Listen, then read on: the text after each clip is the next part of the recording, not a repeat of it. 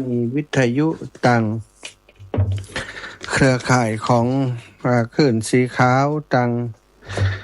หลายพื้นที่นะในจังหวัดเชียงใหม่ต่างจังหวัดเชียงใหม่ต่างจังหวัดลำพูนลำปางเนาะในช่วงเวลานี้ก็มีหลายสถานีที่ออกอากาศรายการสารธรรมยามบ่ายพร้อมกันศรัทธาญาติโยมอีป่ออีแม่ต่างหลายวันนี้อาตมาภาพรับผิดชอบดำเนินรายการทุกวันพฤหัสบดีก็จะมาพบมาปะกันในเวลา 15 ถึง 17 นาฬิกาทุกวันพฤหัสบดีบางวันก็เข้ามาแต้นครูบาอาจารย์เปิ้นเนาะสตาบางเตือตีตู้ลุงบัดได้เข้ารายการก็ดีครูบาอาจารย์รูปอื่นบัดได้เข้าก็อาจจะมาปฏิบัติหน้าที่จัดรายการแทนพ่องในวันอื่นๆแต่ละโดยปกติแล้วก็คือทุกวันพฤหัสบดี เป็นวันที่อาตมาภาพจะต้องรับผิดชอบดำเนินรายการวันนี้ก็มาพบปะกันวันพฤหัสบดีที่18ไม่ใช่วันที่11 วันที่11นะวันที่11เดือนมิถุนายน2569จะฝังไปไหนนะใช่8แล้วนะใจร้อนเหลือเกินศรัทธาญาติโยมพบปะกันแล้ววันนี้ก็จะนำเรื่องราว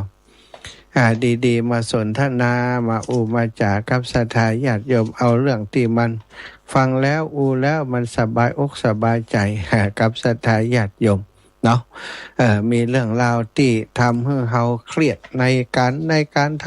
ทำงานในชีวิตประจำวันหลายอย่างหลายประการเนาะวันนี้จะถึง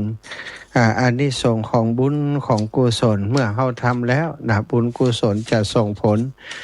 เป็นอย่างใดไปทางใดพ่องนะศรัทธาวันนี้มีเรื่องหนึ่งที่พระพุทธเจ้าเมื่อตอนประทับอยู่ในมหาวิหารเวลุวันกัลลันทกะนิวาปสถานกรุงราชคฤห์ว่าวันหนึ่งในงานนักขัตฤกษ์ก้องไปทั่วกรุงราชคฤห์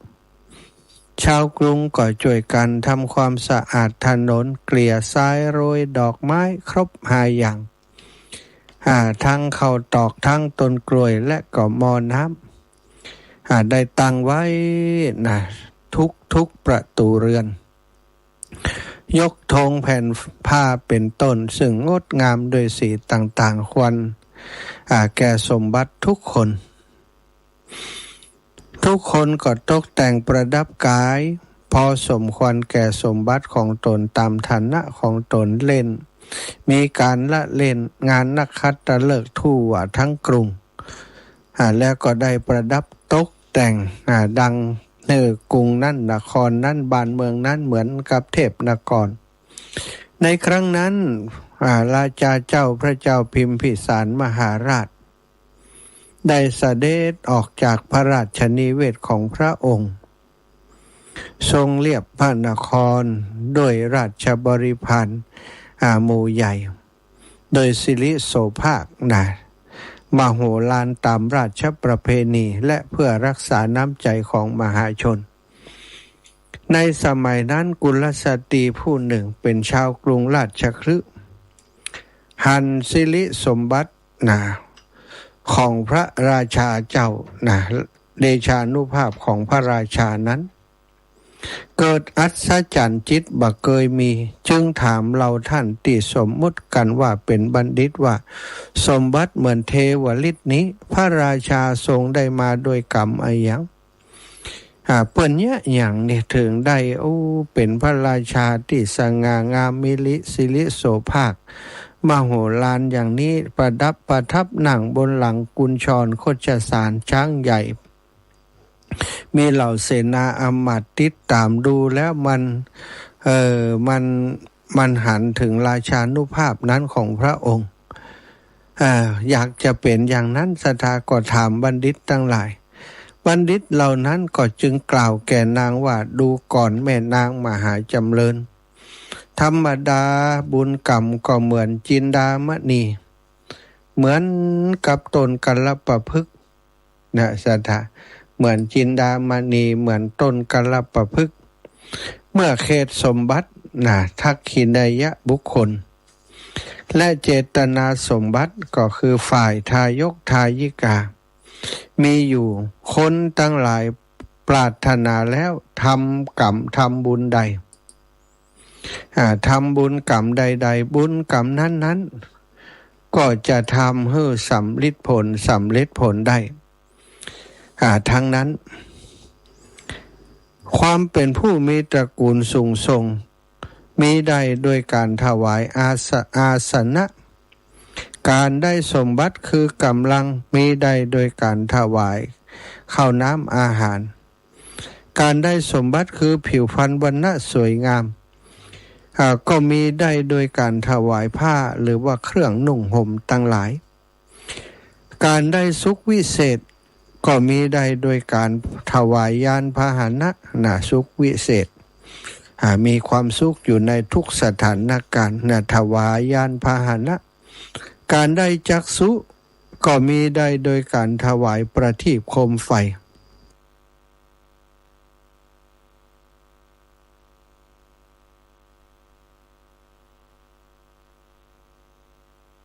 พ่อแม่ทรงผ้าคู่ใหม่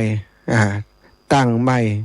ดอกปทุมกำหนึ่งและเนยใสน้ำผึ้งน้ำตาลกรดในเทวสมบัตินั้นว่าเทวสมบัติเห็นจะโอฬารกว่านี้แล้วเกิดอุตสาหะยิ่งยวดในอันที่จะทำบุญพ่อแม่ทรงผ้าคู่ใหม่ตั้งใหม่ดอกปทุมกำหนึ่งและเนยใสน้ำผึ้งน้ำตาลกรดขัดหรือว่าข้าวที่มีน้ำน้อยตกแต่งของเคี้ยวของกินอย่างอื่นอีกเป็นอันมากแล้วก็เป็นสิ่งบริวารของข้าวมัทุปยาตน้ำน้อยนั้นแล้วก็ประพรมของหอมที่โรงทานจัดอาสนะไว้เหนือดอกปทุมตั้งหลายซึ่งงดงามโดยกลีบช่อและเกสรของดอกปทุมที่แย้มบานแล้วก็ปูลาดโดยผ้าขาวใหม่ๆวางดอกปทุม4 ดอกและพุ่มดอกไม้เหนือเท้าทั้ง4ของอาสนะดาดเพดานไว้ข้างบนอาสนะห้อยพวงดอกไม้และก็พวงระยะรอบอาสนะติลาดพื้นงดสิ้นโดยกลีบปทุมที่มีเกสรคิดว่าเฮาจักบูชาพระทักขินายะบุคคลที่มาถึงแล้วจึงตั้งพานเต็มด้วยดอกไม้สดณที่สมควรส่วนข้างหนึ่งคราวนั้นนางจัดเครื่องอุปกรณ์ทานเสร็จแล้วก็อาบน้ำดำหัวสะเก่าดำหัวนุ่งผ้าขาวสะอาดกำหนดคอยการเวลาจึงสั่งหญิงรับใช้คนหนึ่งว่าแม่เอ๋ยแม่นางเอ๋ยเจ้าจงไปหาพระทักขินายะเช่นนั้นมาข้าเถิดสมัยนั้นท่านพระสารีบุตรเถระเจ้าได้เที่ยวบินทบาทในกรุงราชคฤห์เดินไประหว่างถนนก็การที่ได้ประสบพบกับพระอรหันตเจ้าคณะกำลังเดินบิณฑบาตนั้นทายกทายิกาผู้มีศรัทธาทั้งหลายย่อมคล้ายประหนึ่งว่าจะเก็บได้ถุงทรัพย์ราคาปันหนึ่งขณะนั้นหญิงรับใช้ก็เข้าไปไหว้พระเถระแล้วก็กล่าวว่าท่านพระสารีบุตรผู้เจริญเจ้าข้าขอท่านได้โปรดให้บาทของท่านแก่ดิฉันเถิดเจ้าข้าแต่พระเถระกล่าวว่าเฮามาที่นี่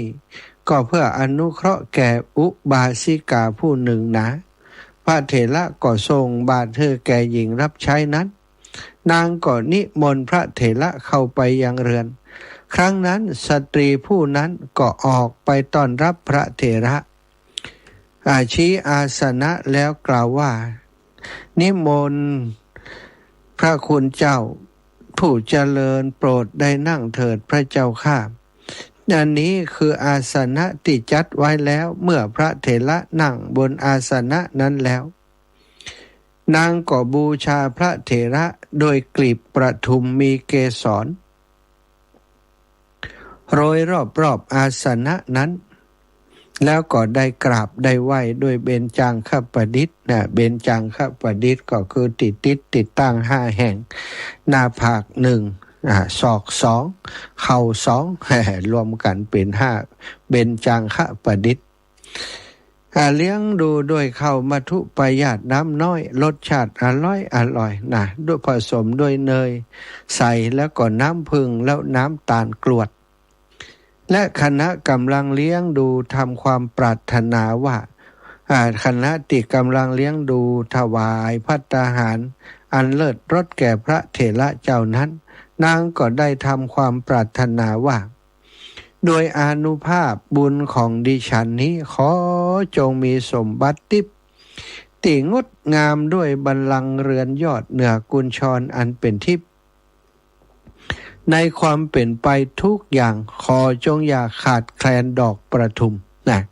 ปรารถนาจากจะเจอดอกประทุมนี้เป็นเครื่องประดับขอจงอย่าขาดดอกประทุมเลยเมื่อพระเถระฉันเสร็จแล้วนางก็ล้างบาตรบรรจุเนยใส่น้ำผึ้งและน้ำตาลกรวดไว้เต็มบาตรอีกจัดผ้าที่ปูลาดบนตังที่เป็นที่รองบาตรแล้ววางไว้ในมือของพระเถระเมื่อพระเถระทำการอนุโมทนากลับไปแล้วจึงสั่งให้บุรุษ2 คนว่าเจ้าจงนำบาตรในมือของพระเถระและบัลลังก์นี้ไปที่วิหารมอบถวายพระเถระแล้วจึงค่อยกลับมาบุรุษทั้ง2นั้นก็กระทำตามอย่างที่นางบอกต่อมานางก็ได้ดำเนินชีวิตมาเรื่อยๆได้สร้างบุญกุศลได้ทำบุญสุนทรทานตลอดเวลาซึ่งต่อมาสตรีผู้นั้นก็ได้ทำกาละคือตายไปโดยวัยที่บ่พอแก่นักต่อใดหมดบุญแล้วนายก็ตายไปเมื่อได้ตายไปก็ได้ไปบังเกิดในวิมานทองสูง100 โยชน์สัทธาวิมานทองสูง100 โยชน์100 โยชน์โยชน์หนึ่งมีประมาณ16 กิโล1 โยชน์มี16 กิโลสัทธาญาติโยม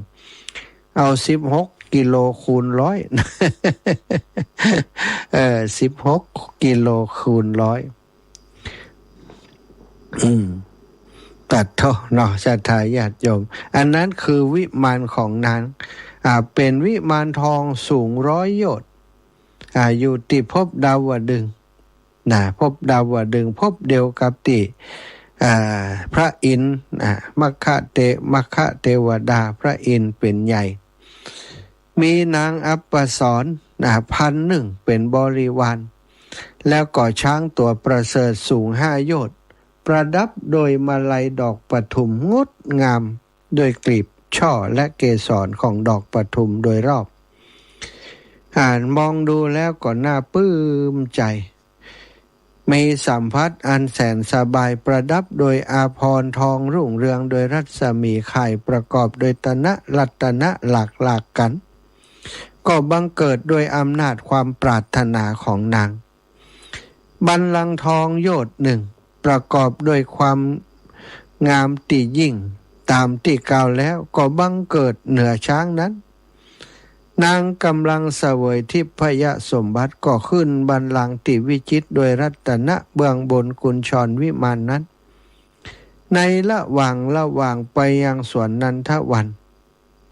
โดยอานุภาพเทวดาอันยิ่งใหญ่ครั้งนั้นเป็นวันมหรสพวันหนึ่งเมื่อเทวดาทั้งหลายพากันไปสวนนันทวันเพื่อการละเล่นในสวนตามอานุภาพทิพย์ของตนคำกล่าวมาเป็นต้นทั้งหมดก็เหมือนคำที่มาในอัตถกถาปฐมปีทะวิมานว่าส่วนพระเถระได้กล่าวว่าดูก่อนเทพธิดาผู้มีตากลมดังกลีบประทุม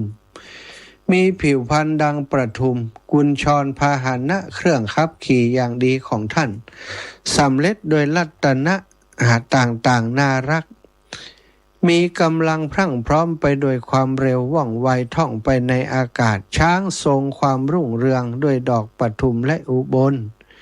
มีเนื้อตัวเกลื่อนกลนด้วยเกสรประทุมสวมพวงมาลัยดอกประทุมทองก็เดินทางตีเรียงรายด้วยดอกประทุมประดับโดยกลีบประทุมอยู่บักกระเทือนวิมานย่างก้าวไปพอดีบ่เร็วนักบ่ช้านักนั่นเองเมื่อช้างกำลังย่างก้าวกระดิ่งทองก็มีเสียงไพเราะน่ารื่นรมเสียงกังวานของกระดิ่งเหล่านั้นได้ยินดังดนตรีเครื่องห้าท่านมีพัสตราภรณ์สะอาดประดับตัวด้วยแล้วก็เนื้ออยู่นั่งอยู่เหนือข้าชาทานรุ่งโรจน์ล้ำกว่านางอัปสรใหญ่ด้วยวรรณะอันนี้เป็นผลของทานหรือว่าของศีลหรือของการอัญชลีประนมมือท่านถูกถามแล้วโปรดบอกกรรมนั้นแก่อาตมาเถิดเทวดาองค์นั้นเมื่อถูกพระมหาเถระถามพระโมคคัลลานะถามอย่างนี้แล้วก็จึงตอบปัญหาเพื่อแสดงความข้อนั้นจึงได้กล่าวว่าดิฉันหันพระเถระผู้พร้อมโดยคุณเข้าฌานยินดีในฌานเป็นผู้สงบได้ถวายอาสนะที่ปูลาดด้วยผ้าโรยด้วยดอกไม้ดิฉันมีความเลื่อมใสแล้วก็โปรยดอกประทุมรอบๆอาสนะครึ่งหนึ่งอีกครึ่งหนึ่งเอาโปรยลงดังฝนโดยมือตนเองผลเช่นนี้เป็นผลแห่งกุศลกรรมนั้นของดิฉันอันทวยเทพสักการะเคารพนบนอบแล้วผู้ใดแลเลื่อมใสแล้วถวายอาสนะแก่ท่านผู้เป็นพรหมจารีผู้หลุดพ้นโดยชอบผู้สงบผู้นั่นก็บันเทิงเหมือนอย่างดิฉันนี้เพราะฉะนั้นแลผู้รักตนหวังความเป็นใหญ่ก็ควรถวายอาสนะแด่ท่านผู้ทรงเรือนร่างครั้งสุดท้ายก็คือพระอรหันต์ผู้ที่จะมาเกิดเนี่ยเป็นครั้งสุดท้ายแล้วคือพระอรหันต์เจ้าเมื่อเจอพระอรหันต์หรือว่าพระสงฆ์ผู้ทรงศีลก็ควรจะทำการถวายอาสนะอย่างที่นางได้กระทำอันนี้คือบุญกุศลที่นางได้กระทำศรัทธาญาติโยมเกิดจากการที่ได้หันได้หันอันสิริโสภาคอันมโหฬารของพระเจ้าพระราชาพิมพิสารเจ้าที่เปิ้นเสด็จออกราชนิเวศเรียบพระนครโดยบริวารใหญ่ในงานนักขัตฤกษ์ของเมืองนั้นนางได้หันอย่างนั้นก็ถามคนต่างหลายว่ามันฉันอยากได้สมบัติอยากจะเป็นอย่างพระราชาเนี่ยเป็นเนี่ยอย่างใดนี่วะสถาเมื่อคนที่เป็นบัณฑิตได้บอกแก่นางว่าทำอย่างใดก็คือทำบุญกับพระทักขินายะบุคคลโดยที่เปิ่นเข้าสมาบัติหรือว่าปฏิบัติธรรมกำลังออกมาอย่างเงี้ยเนาะสัตว์ได้บุญใหญ่แล้วก็มีเจตนาที่แน่วแน่เจตนาที่แน่วแน่ในการจะทำบุญนั้นเมื่อเจตนาแน่วแน่ได้ทักขินายะบุคคลแล้วก็ควรทำเมื่อทำแล้วผู้นั้นจะได้อายังการที่เป็นผู้ที่มีตระกูลสูงก็เพราะได้ถวายอาสนะการได้สมบัติคือกำลังได้โดยการถวายอาหารได้สมบัติคือผิวพรรณวรรณะได้โดยการถวายเครื่องนุ่งห่มได้สุขวิเศษโดยการถวายยานพาหนะได้จักษุทิพย์ได้จักษุได้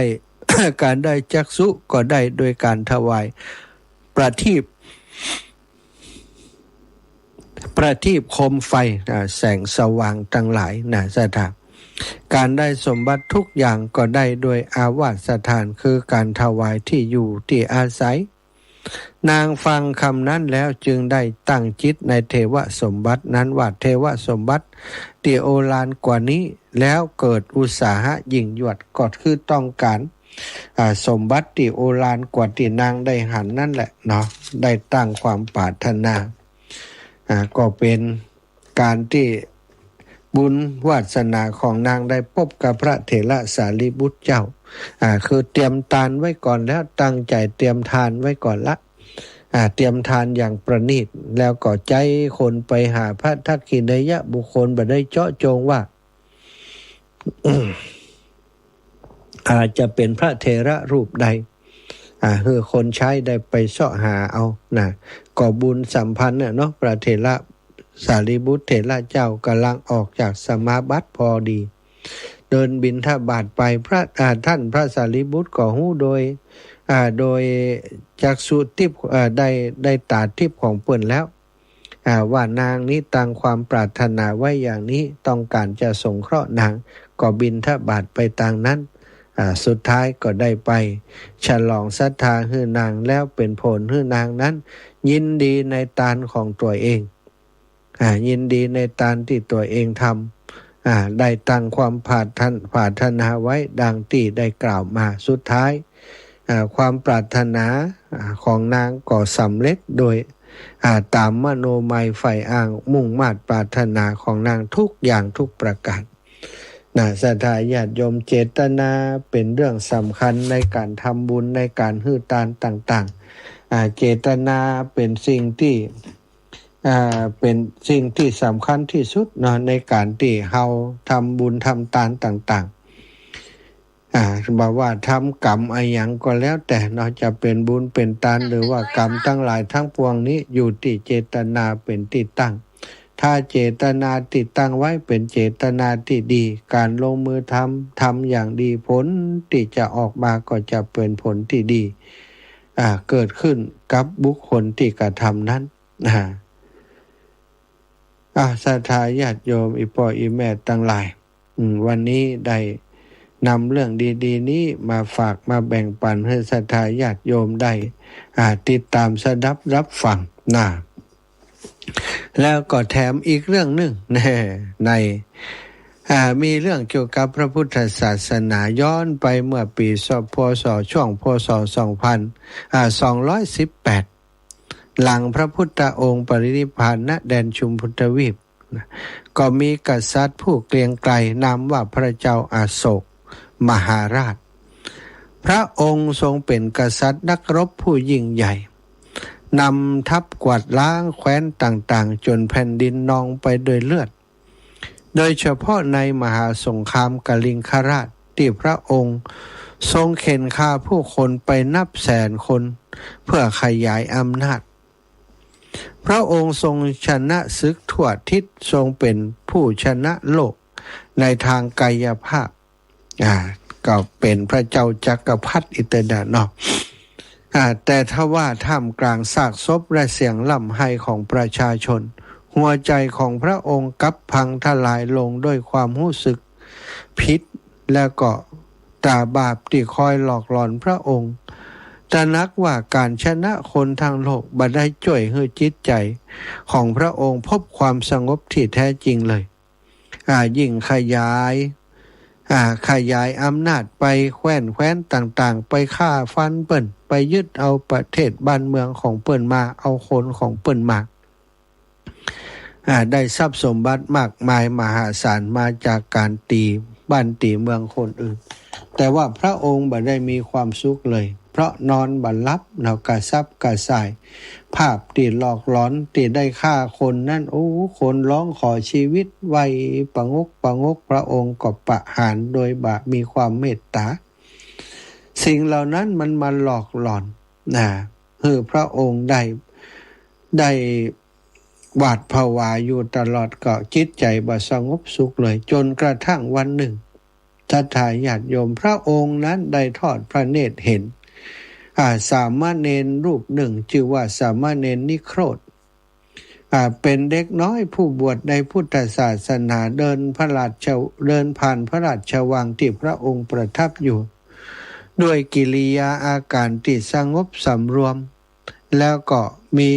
ร่างกายมีใบหน้าที่ผ่องใสและมั่นคงอย่างยิ่ง สายตาที่เปี่ยมไปด้วยความสงบนั้นทำให้กษัตริย์ผู้โหดร้ายถึงกับหลั่งน้ำตาลงมาโดยหาสาเหตุบ่ได้และเมื่อได้ฟังธรรมสั้นๆเข้าไปหาสามเณรและได้ฟังธรรมสั้นๆเรื่องความบัประมาทพระเจ้าอโศกมหาราชก็ทรงตัดสินใจทำสิ่งที่ยิ่งใหญ่ที่สุดในชีวิตนั่นก็คือการสั่งยุติสงครามทั้งหมด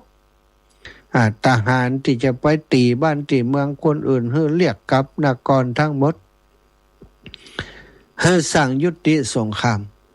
ทำสงครามที่ยากที่สุดในโลกนั่นก็คือสงครามเพื่อจะเอาชนะใจตนเองพระองค์ทรงเปลี่ยนจากจันทาโศกอโศกผู้โหดร้ายกลายมาเป็นธรรมาโศกอโศกผู้ทรงธรรมทรงสละความโกรธความโลภและความบ้าอำนาจหันมาฝึกจิตภาวนาบำรุงพระพุทธศาสนาจัดการสังฆายนาครั้งที่3และส่งสมณทูตออกเผยแผ่ธรรมไปทั่วโลกรวมถึงสายของพระโสนและพระอุตตระซึ่งได้เดินทางมาเผยแผ่ที่แดนสุวรรณภูมิก็คือประเทศไทยเราในปัจจุบันนี้สะทายปล่อยแม่หากวันนั้นบ่มีพระเจ้าอโศกมหาราช หากพระเจ้าอโศกมหาราชบังเลือกที่จะเอาชนะ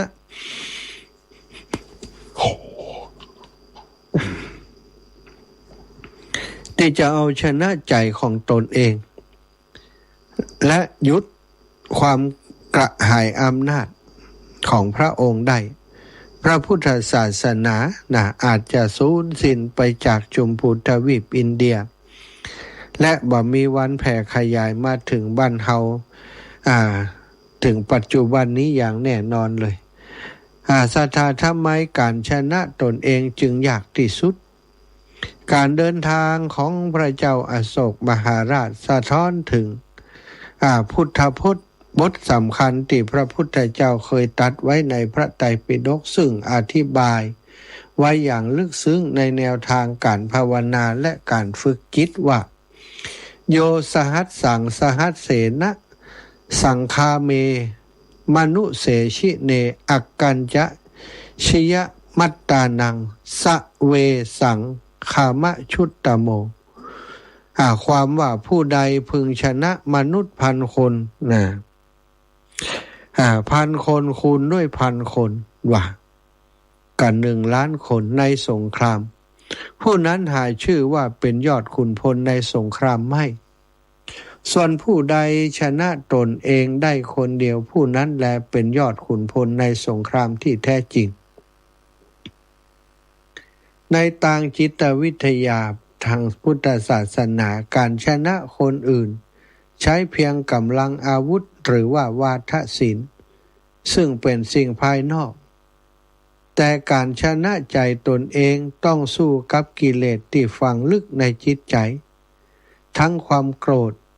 ความอยากได้และความหลงผิดการฝึกจิตจึงต้องใช้สติและความเพียรอย่างมหาศาลเพื่อรู้เท่าทันอารมณ์ของตนบ่ปล่อยให้ใจไหลไปตามอำนาจของสิ่งเร้าภายนอกต่างหลายเรื่องนี้คือข้อคิดเตือนใจเฮาในยุคปัจจุบันอย่างยิ่งในโลกโซเชียล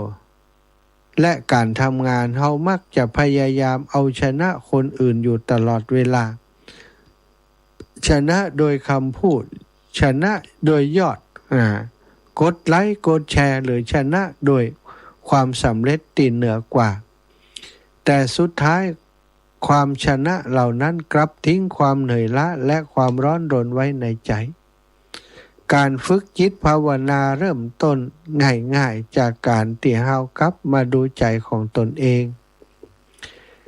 เมื่อมีความโกรธเกิดขึ้นก็งูเท่าทันแล้วระงับมันลงให้ได้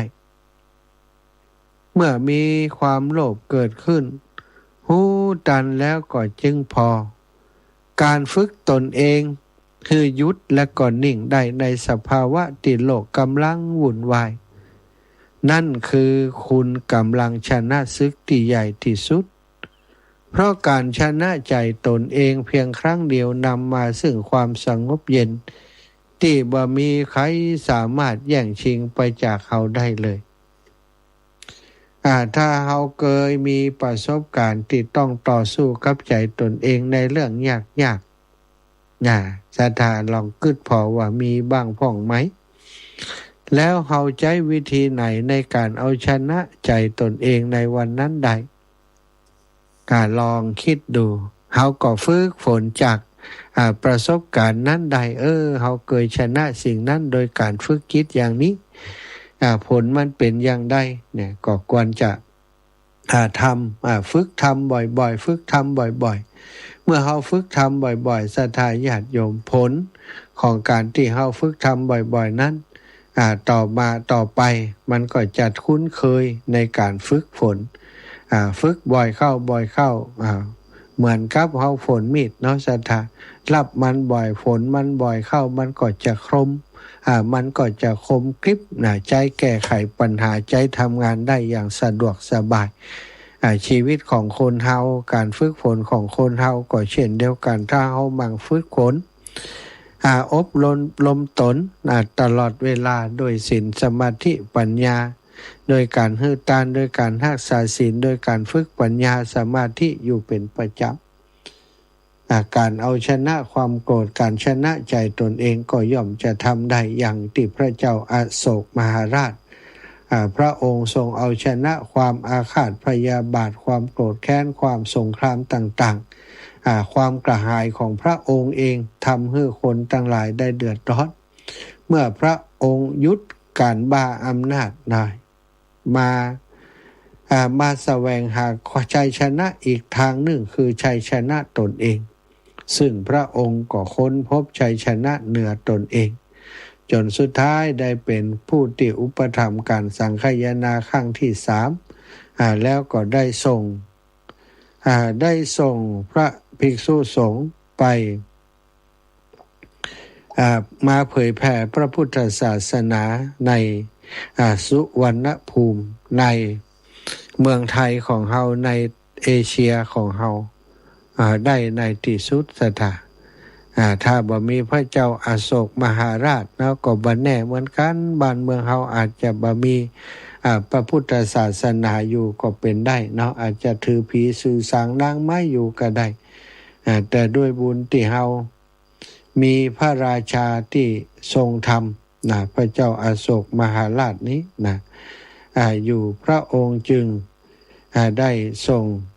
สมณทูตมาเผยแผ่ศาสนาในสุวรรณภูมิเมืองของเฮาบ้านของเฮาศรัทธาญาติโยมทั้งหลายเนาะอุจากันมาถึงตรงนี้ก็จะปันเวลาให้ศรัทธาญาติโยมที่ฟังรายการอยู่โทรมามาจากการโทรมาแสดงความคิดเห็นกันได้ที่เบอร์โทรศัพท์0808844173 0808844173เน้อศรัทธาญาติโยมในช่วงนี้เนาะก็ใกล้การใกล้งานแล้วเนาะหลายคนหลายท่านก็คงจะเตรียมเนื้อเตรียมตัวที่จะมาร่วมงานหล่อเทียนพรรษาประจำปี2568ที่จะมีขึ้นที่สถาบันธรรมาภิวัตรในวันที่20ที่จะถึงนี้วันเสาร์ที่20มิถุนาที่จะถึงนี้สถาก็จะเป็นงานใหญ่ประจำปีอีกงานหนึ่งเสร็จจากหล่อเทียนแล้วก็จะเป็นการไปตานเตียนปีหนึ่งจะมีงานของคลื่นสีขาวที่เป็นงานของครอบครัวคลื่นสีขาวจริงๆอยู่3งานงานหนึ่งก็คืองานรดน้ำดำหัวครูบาอาจารย์ซึ่งจัดไปที่วัดบรรพตสถิตเมื่อวันที่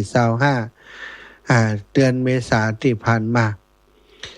งานที่2ก็จะเป็นงานหล่อเทียนพรรษา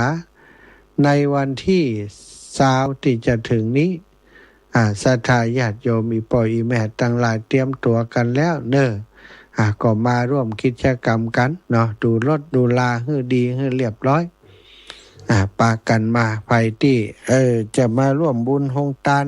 จะมาช่วยสนับสนุนเอาโฮงตานมาตัวยก็ได้ แจ้งเรื่องลงทานมาที่ท่านอาจารย์สาธิตธีระปัญโยได้เนอะถ้าศรัทธาอยากจะร่วมบุญเป็นเจ้าภาพเตียนก็ดี หรือว่าเป็นเจ้าภาพอย่างต่างๆที่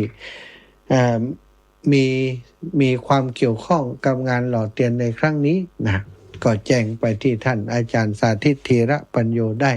เบอร์โทรศัพท์ของท่านอาจารย์ก็064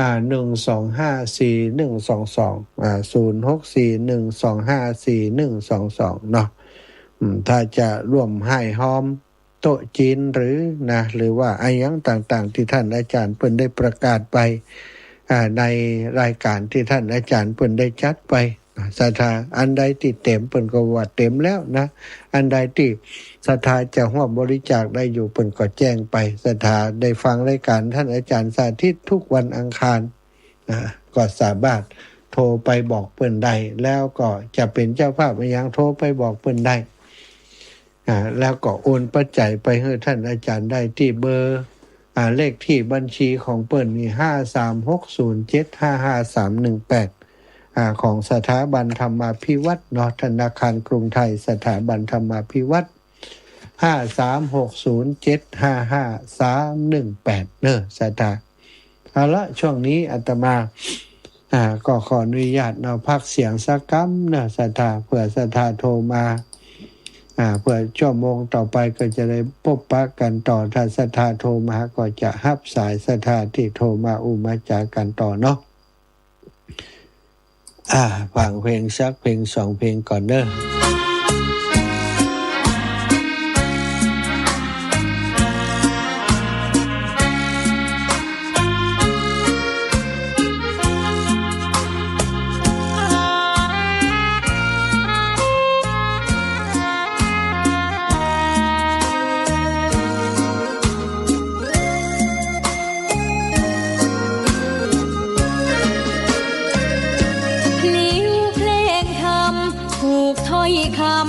ถึงจิตใจฟังรายการวิทยุเสียงสายฮัลโหลจ้า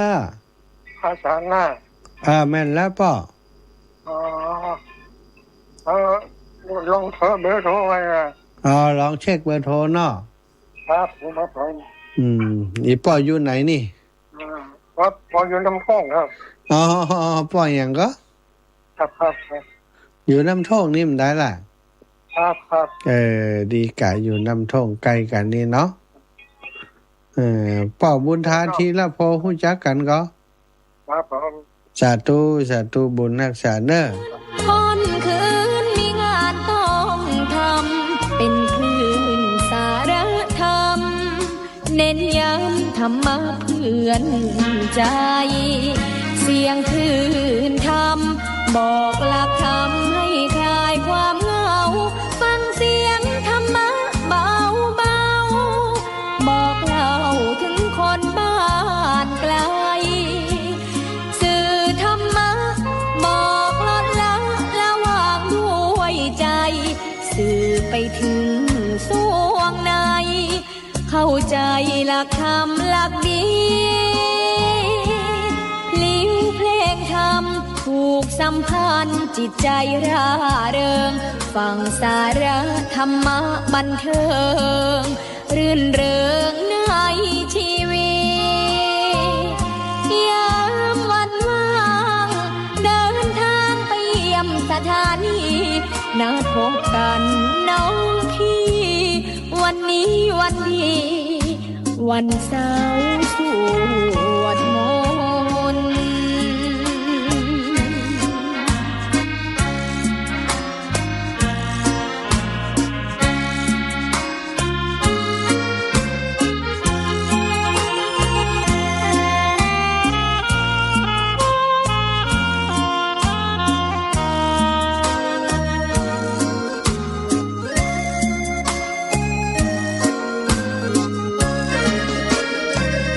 เสียงคลื่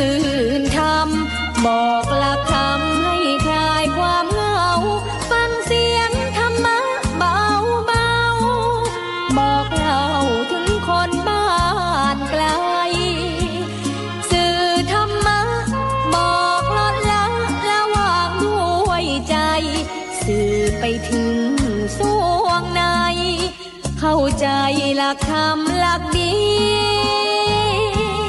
พลิ้วเพลงธรรมผูกสัมพันธ์จิตใจร่าเริงฟังสาระธรรมะบันเทิ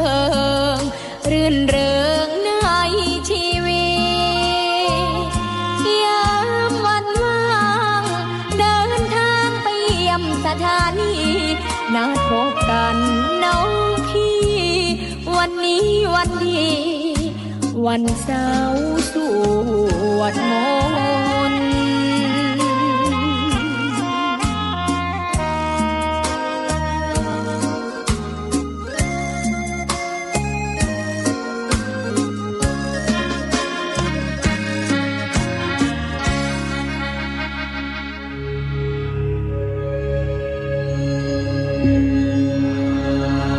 บุตตังชรณังกัจฉามิธัมมังชรณังกัจฉามิสังฆังชรณังกัจฉามิ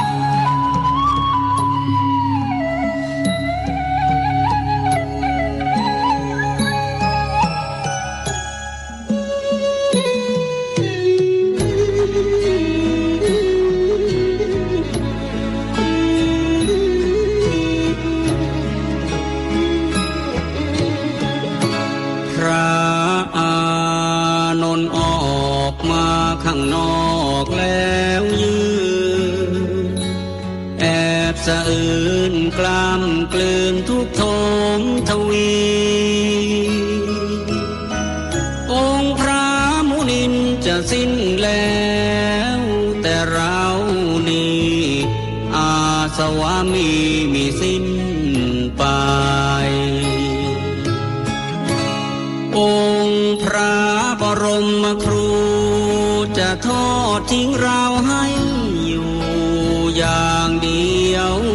ดายนับแต่วันพรุ่งนี้ไม่มีได้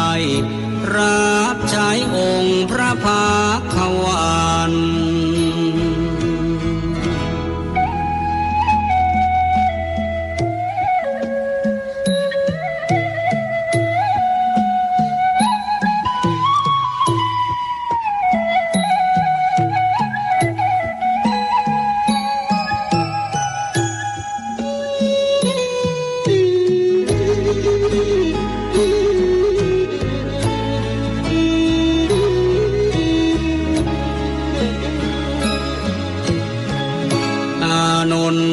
จากปูอาจทั้งถือบาทจีวรถวายน้ำทรงพระพักหลังพระกรบวนพระโอษฐ์อีกตามจรผู้ใดใครหนอภายหน้าโอ้เราดังนกหัดบินแม่นกมาสิ้นสูญชีวาปีกนั้นยังไม่กล้าขาไม่แข็งแรงพอ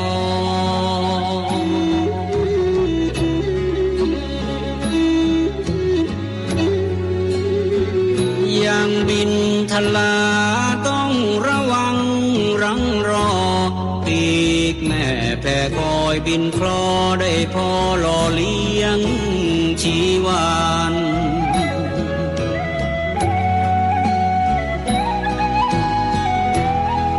เปรียบเป็นเช่นเราได้เพียงพระโส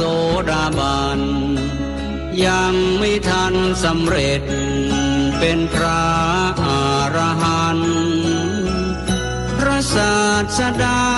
ก็จะมาปรินิพพานในราตรีนี้ไม่นานผ่านเลยลาลับลวงไป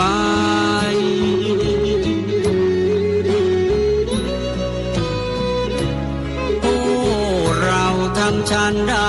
เมื่อสิ้นแล้วพระผู้ทรงชัยพระอานนท์ ำสดน้ำตานองหยดรินไหลด้วยสุดจะฝืนสะอื้นยืนรำไห้โศกาอาลัยน้ำตาหลั่งไหลนองน้ำ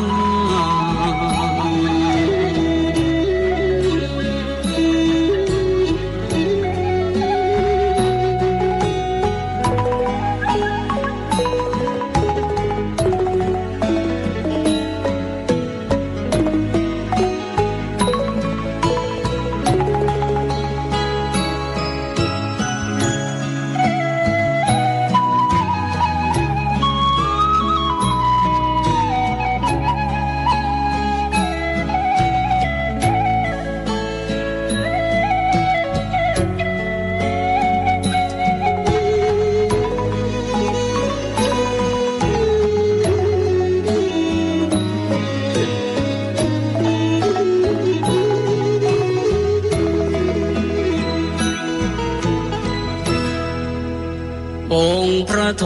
ศพลไม่เห็นอานนท์อยู่ในนั้น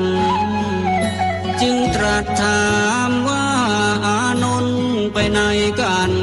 พระภิกษุผู้รู้เหตุการณ์กราบทูลถวา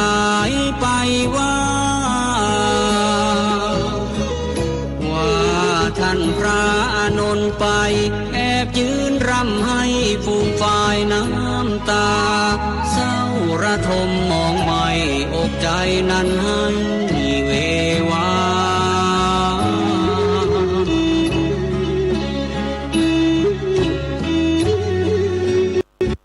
ยามใดสิ้นสูญพระดุลยศาสดาก็ดังชีวาพระอานนท์นั้นสิ้นไป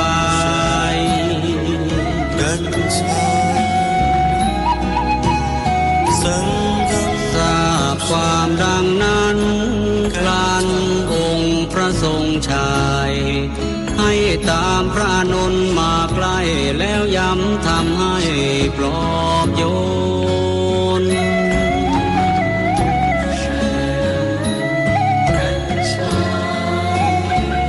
ลดความเศร้าหมองที่เข้าครองในกมลแก่พระอานนท์ให้คลายทุกข์ทนวิญญา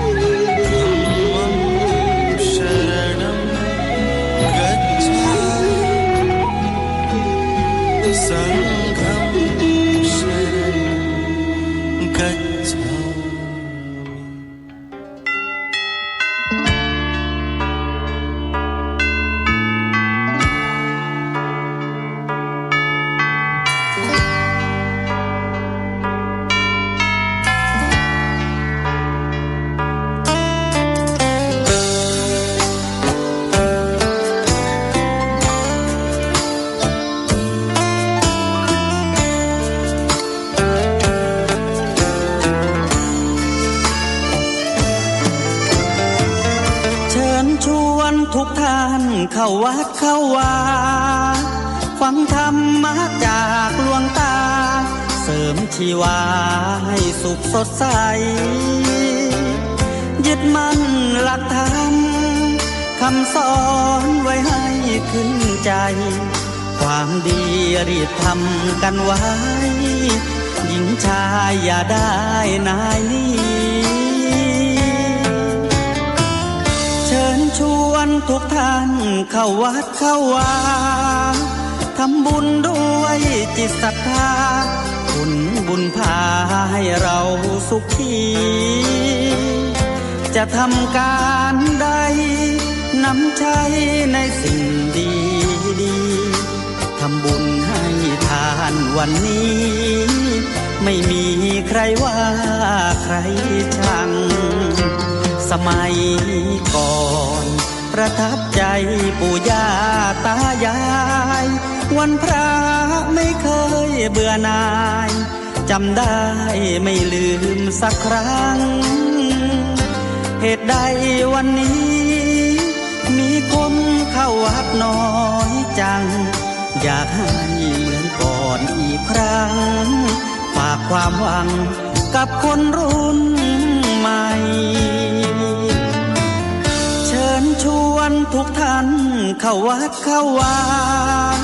รับศีลรับพรหลวงตา เสริมคุณค่า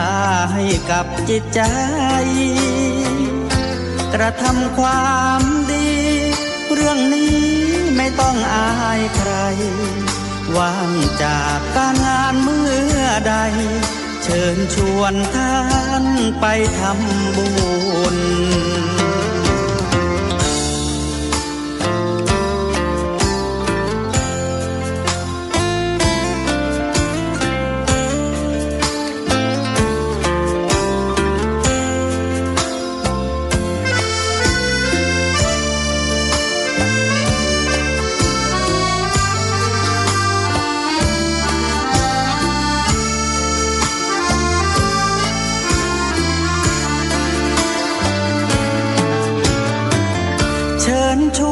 ทุกท่านเข้าวัดเข้าวารับศีลรับพรหลวงตา เสริมคุณค่าให้กับจิตใจ กระทำความดี เรื่องนี้ไม่ต้องอายใคร ว่างจากการงานเมื่อใด เชิญชวนท่านไปทำบุญ กระทำความดีเรื่องนี้ไม่ต้องอายใคร ฝากเพลงเชิญชวนหญิงชายอย่าอายเรื่องการทำบุญ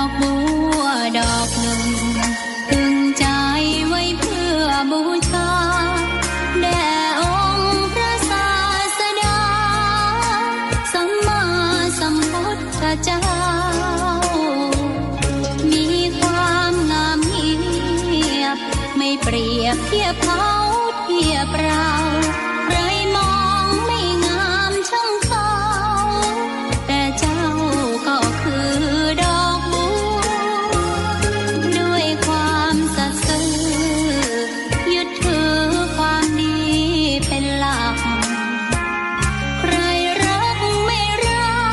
กก็ไม่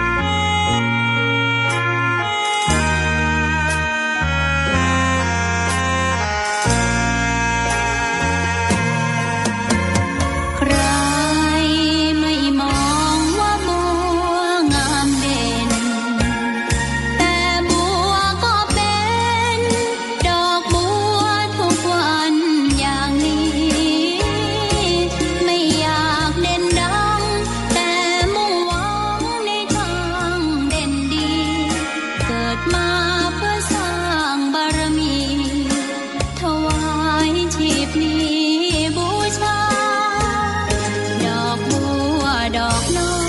ยเฝ้าคอยคนที่ใจบุญมาโอบเอื้อเกื้อกูลรู้ค่าของบุญเก็บบัวขึ้นมาเพื่อสร้างความดีและเสริมบารมีดังว่า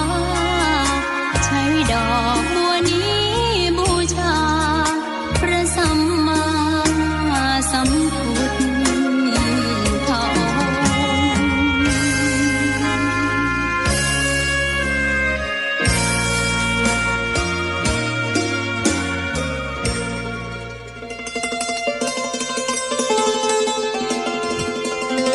องค์ มาพบปะกันในช่วงที่สอ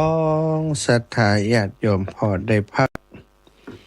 ดื่มน้ำดื่มท่ายืดเส้นยืดสายนะตอนบ่ายลูกจะไข้ลับอยู่เลย อากาศมันร้อนแล้วก็มานั่งในห้องที่มันมีแอร์เย็น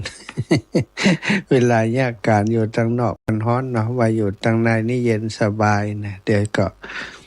เวลาจัดรายการบางแต่อู้ไปนี่มันก็รู้หาวสถาเพิ่นบอกว่าส่วนหนึ่งเกิดจากการที่ออกซิเจนในสมองมันบ่พอมันเลยหาวเองนะก็บ่ฮู้ภาษาการแพทย์เพิ่นว่าอีหยังเนาะเป็นปฏิกิริยาหรือเปล่าเป็นลักษณะอาการที่มันจะเกิดขึ้นกับคนที่มีโรคประจำตัวหรือเปล่า โรคประจำตัวโรคประจำตัวที่บ่ค่อยได้พักผ่อนแล้วก็มีโรคประจำตัวมันมักจะง่วงเหงาสลึมสลือเวลาจัดรายการเนี้ยสตาพบปะกันในช่วงที่สองนี้ก็จะนำเรื่องของบุญของกุศลบาปบุญคุณโทษมาให้สตาได้หันเป็นตัวอย่างเนาะคนบางคนนี่ทำตึงบุญตึงบาปนะสตามีคนเคยถามว่าทำตึงบุญตึงบาปจะได้อย่างพ่องอาจารย์มันก็ได้ตึงบุญตึงบาปเหมือนกันอันนี้เป็นเรื่องจริงบ่ได้ตอบแบบกวนไฟเนาะถ้าทำบุญส่วนที่เป็นบุญมันก็ยังได้เป็นบุญอยู่แต่ว่าถ้าทำบาปตัวทำบุญตัวก็ได้ถึงสองอย่างนั้นอาจจะได้เสวยวิบากถึงสองอย่างนั้นในแต่ละวันพร้อมกันไปเลยก็ได้เนาะมีในกรุงราชคฤห์นะเมืองที่ล้อมรอบโดยภูเขาทั้ง5ทิศมีนายพรานป่าคนหนึ่งออกล่าสัตว์ทั้งกลางวันแล้วก็กลางคืนกลางวันนี่ไปฆ่าสัตว์ที่เป็นสัตว์ใหญ่อยู่ในป่าเนาะเป็นนกนูหูปีกบางชนิดหรือว่าเก้งกวางหอยอย่างต่างๆที่เป็นอาหารได้นะก็ไปไล่ฆ่าเปิดแล้วก็บางทีก็กลางคืนก็ไปเสาะล่าสัตว์กลางคืนล่าสัตว์กลางคืนกบเขียดกาอย่างกันนี่ไปส่องไปก้านเปิ่นไปฆ่าเปิ่นทำถึงกลางวันกลางคืนศรัทธาญาติโยมมือก็เปื้อนเลือดอยู่เสมอเลือดของสัตว์ทั้งหลายจิตใจเขาก็แข็งกระด้างบาดสะทกสะท้านต่อบาปกรรมต่อสัตว์ที่ซึ่งสัตว์ต่างๆที่เขาฆ่ามานั้นก็เป็นสัตว์ที่บ่มีความผิดอย่างกับเขาเลยแต่นายพรานผู้นี้ก็ไปฆ่าเปิ้นไปฆ่าเอามาขายเอามากินเป็นอาชีพเป็นอาชีพในการล่าสัตว์เป็นอาชีพได้มาก็เอาไปกินไปขายดังกล่าวแต่ว่าบังเอิญว่านายพรานท่านนี้มีเพื่อนที่คบหากันมาแต่เล็กแต่น้อยนั้นเพื่อนนี้จิตใจแตกต่างจากนายพรานคนนี้เลยเพื่อนนี้เป็นอุบาสกเป็นอุบาสกผู้เข้าไปใกล้พระพุทธเจ้าเข้าถึงพระรัตนตรัยมีรัตนตรัยเป็นสรณะเป็นที่พึ่งเขามีจิตใจที่งดงามแล้วก็อาศัยความอนุเคราะห์แก่เพื่อนแก่สหายผู้เป็นนายพรานคนนี้พยายามเปลือกันบ่ได้ก็จาบอกกล่าวว่าเพื่อนเฮ้ยการฆ่าสัตว์ตัดชีวิตทั้งหลายนี่เป็นบาปเป็นอกุศลกรรมตัวข้านี้อยากจะให้เพื่อนเลิกเฮ็ดเถอะยั้งเฮ็ดเถอะอย่าทำกรรมชั่วเลยมันจะนำไปสู่ทางทุกข์ทางอบาย ถ้าอยากมีความสุขในโลกหน้าเปื่อนจงเลิกฆ่าสัตว์เสียเถิดนายพรานโดยความเป็นเปื่อนกันเนาะศรัทธาก็โอ้เปื่อนถ้าเฮาเลิกฆ่าแล้วเฮาจะเอาอย่างมากินเนี่ยเฮาก็มีอาชีพในการล่าสัตว์อยู่แล้วเนี่ยถ้าเฮาเลิกลูกเมียเฮาลูกนะเฮาบ่ฮู้จะไปทำอาชีพอย่างอื่นเลยนะจะเฮาเนี่ยอย่างใดท่านจะเลี้ยงดูเฮาก็ ก็ปฏิเสธบ่ายเบี่ยงอยู่อย่างนี้เป็นประจำบ่ยอมเชื่อฟังเปื่อนสหายที่แนะนำเพราะยินดีในการทำบาปทำอกุศลนี้แล้วก็ชำนาญแล้วทำมาเมินนานทำมาช้านานแล้วสัทธาแต่สุดอุบาสกคนนี้นะก็บ่ยอมแพ้นะต่อรองพยายามจะต่อรองคือเปื่อนนี้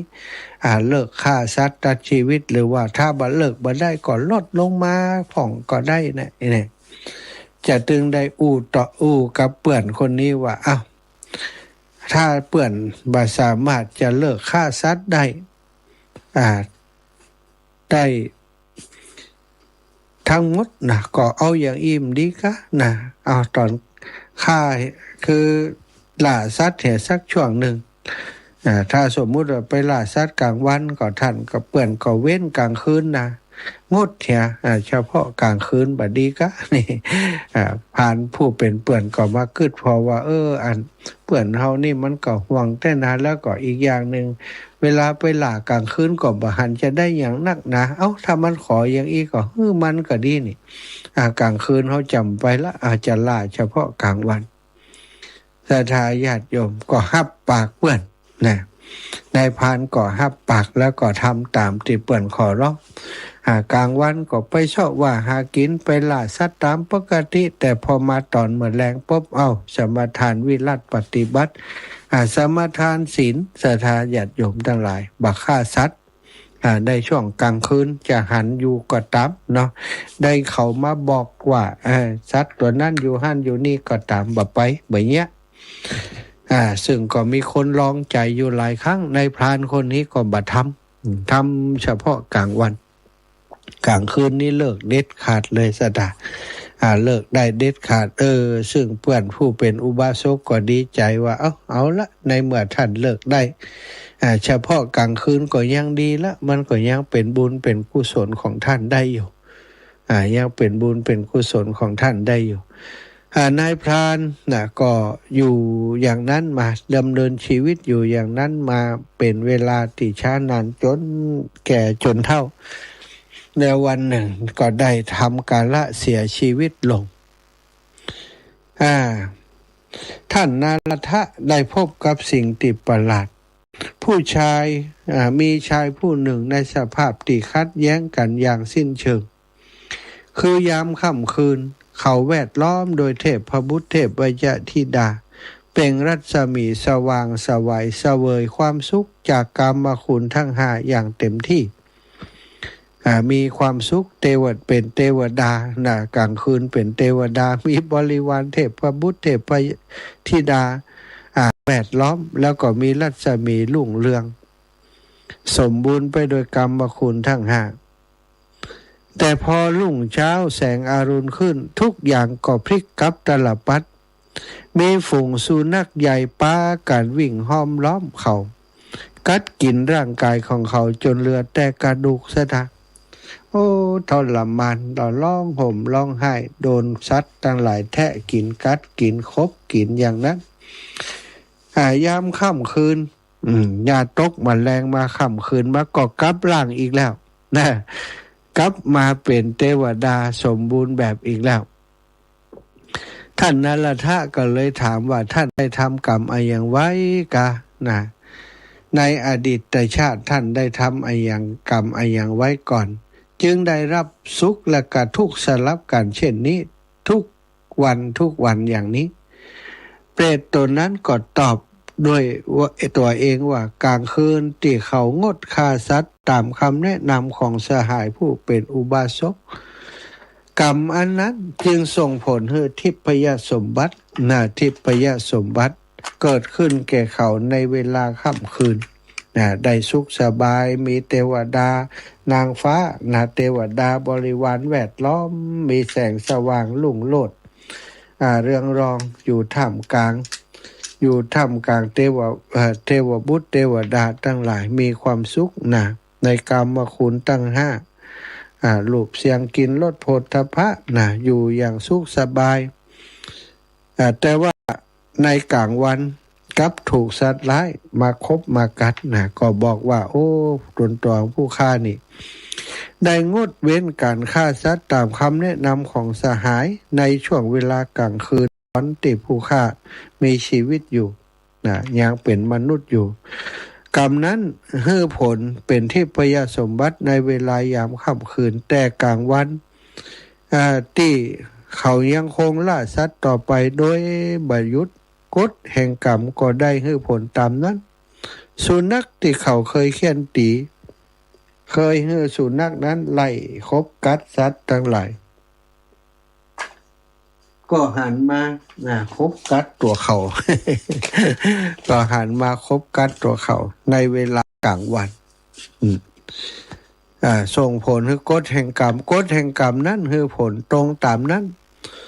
สุนัขที่เขาเคยเคี่ยนตีเคยให้กัดสัตว์ก็ที่เขาล่ามาบัดนี้กลับมาเป็นเครื่องมือของวิบากกรรมในยามกลางวันกรรมดีและกรรมชั่วได้หักล้างกัน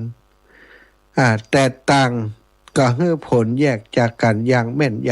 ำตามช่วงเวลาที่กระทำไว้ในชีวิตประจำวันของคนเฮาสถาคนจำนวนมากเชื่อว่าการทำบุญจะล้างบาปเก่าได้ทั้งหมดแต่ในพระไตรปิฎกนี้บอกว่าไม่ใช่เช่นนั้นกรรมแต่ละก้อนที่มีตีของมันมีตีของมันให้ผลตามที่เฮาได้ทำไว้ในเวลาที่เหมาะสมแม้แต่การงดเว้นความชั่วเพียงครึ่งเดียวทำข้อนี้ก็ยังบันทึกไว้และก็ให้ผลดีในส่วนที่งดงามในเวลานั้นนั่นคือเหตุผลที่เปรตผู้ที่ยังมีสุขอยู่ในกลางคืนแม้จะตกนรกในกลางวันแต่กลางคืนก็มีสุขอยู่เปรตนั้นกล่าวทิ้งไว้ก่อนจะจบว่าขึ้นชื่อว่าเฮาก็เป็นผู้งดเว้นจากฆ่าสัตว์เพียงในกลางคืนยังได้เสวยทิพย์สมบัติถึงเพียงนี้ก็บุรุษเราได้ขวนขวายอยู่เสมอมั่นประกอบเนืองในพระพุทธศาสนาตามคำสอนของพระบรมศาสดาสัมมาสัมพุทธเจ้า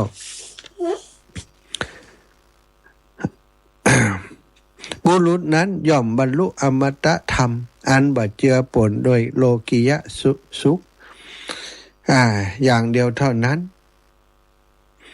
อันนี้เป็นเรื่องราวที่เกิดขึ้นในมิคละทุกกะเปตวัตถุขุตกะนิกายสตาโดยบ่มีการตัดทอนหรือเติมเนื้อหาอันนี้ตามที่เปิ่นเล่ามาอย่างนี้เนาะอันนี้สถาเขาจะหานว่าโอ้กรรมใดที่เขาทำไว้นะบอกว่ากรรมดีกรรมชั่วมันจะต้องให้ผลตามที่เขาได้กระทำไว้นั้นทุกอย่างทุกประการบ่มีจะหลีกพ้นไปได้ฉะนั้นถ้าเขาเลือกใดณเวลานี้เขาก็ควรเลือกเนาะในทำกรรมที่ดี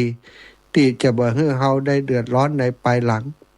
ทำอันแล้วสุดท้ายเมื่อกรรมนั้นคือผลคนที่ทำนั้นก็ย่อมจะเดือดร้อนอย่างเปรตตัวนี้เปรตตัวนี้กลางคืนสุขสบายเนี่ยสดาเพราะว่าเปิ้นสมาทานศีลบ่ฆ่าสัตว์ตัดชีวิตในช่วงกลางคืนแต่ช่วงกลางวันฆ่าสัตว์ล่าสัตว์หมาที่ตัวเองเกิดใจล่าอันสัตว์ทั้งหลายได้บุบได้ตีมันก็โกรธแค้นกลับมาเป็นศัตรูมาคบมากัดเข่าตอนเวลากลางวันนี่คือวิบากกรรมของการกระทำของเขา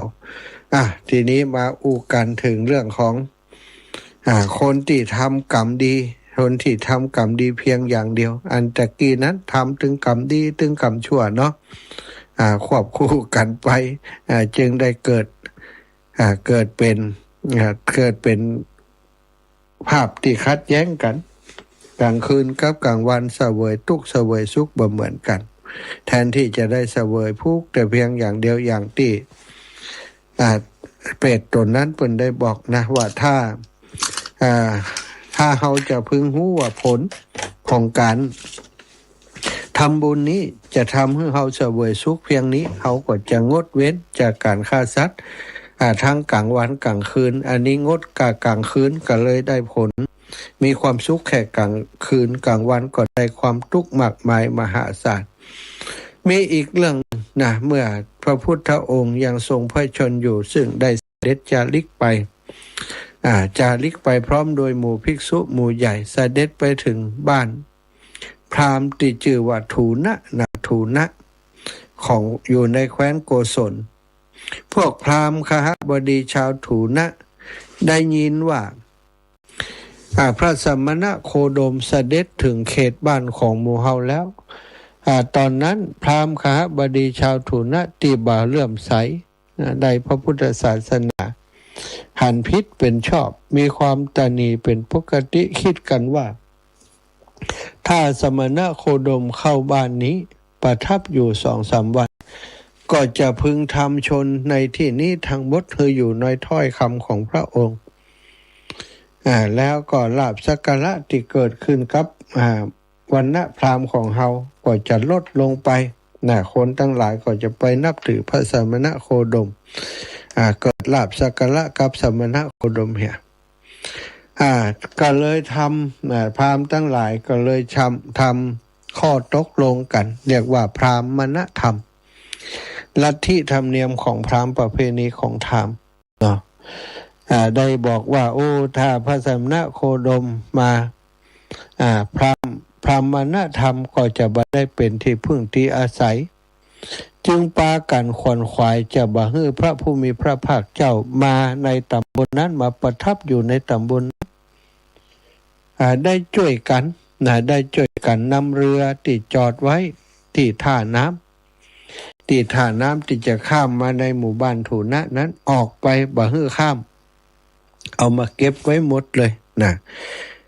ในหมู่บ้านในตำบลนั้นบ่ฮื้อข้ามน้ำมันเชี่ยวน้ำมันลึกโดยทายาทโยมเดินข้ามนี่ข้ามบ่ได้น้ำมันเชี่ยวมันลึกแล้วก็กว้างแล้วก็ในหมู่บ้านนั้นเว้นบ่อน้ำไว้เพียงบ่อเดียวบ่อน้ำนอกนี้ก็ช่วยกันเอาหญ้าเอาฟางเข้าไปถมให้เต็มแล้วก็ปิดเสียโดยเหตุนั้นท่านจึงกล่าวไว้ในคัมภีร์อุทานว่าครั้งนั้นแลพราหมณ์คหบดีชาวถูนะปากันเอาหญ้าและก็ฟางถมบ่อน้ำจนถึงปากบ่อโดยประสงค์ว่าขอสมณะล้นเหล่านั้นอย่าได้ดื่มน้ำเลยบ่มีน้ำกินก็จะได้ไปที่อื่นพระผู้มีพระภาคเจ้าได้ทรงทราบอาการวิปริตของคนเหล่านั้นทรงเอ็นดูพวกเขาเอ็นดูนะสถานี่พุทธเจ้าเอ็นดูคนที่คิดแบบนี้พระองค์พร้อมโดยภิกษุหมู่ใหญ่ก็ได้ข้ามแม่น้ำไปทางอากาศบ่ได้มีสลิงนะสถาบ่มีเครื่องบินนะเนี่ยอย่างใดล่ะเดชอำนาจฤทธิ์ของพระอรหันตเจ้าทั้งหลายก็เหาะเหินเดินอากาศตัวเบาได้เนาะไปทางอากาศเสด็จไปถึงถูนะพราหมณคามบ้านของถูนะพราหมณ์ทั้งหลายตามลำดับทรงแวะออกจากทางทับนั่งเหนืออาสนะที่จัดไว้ณโคนต้นไม้ต้นหนึ่งในสมัยนั้นศรัทธาญาติโยมต่างหมู่พราหมณ์นี้ก็ไม่ใช่ธรรมดานะได้ตกลงกันไว้ว่าน้ำบ่อที่มีอยู่เนี่ยหมู่เฮาก็ไปเอาน้ำบ่อที่มีอยู่เนี่ยมากินมาใช้แล้วก็ห้ามไผน้ำบ่อของเฮานี้ไปถวายสมณะหัวโล้นเหล่านั้นเด็ดขาด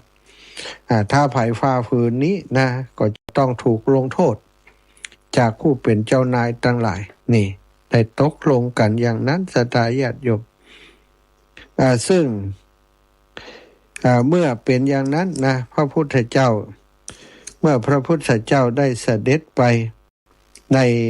ปถึงแล้วเนาะก็หาน้ำฉันบ่ได้ค่ะศรัทธาญาติโยม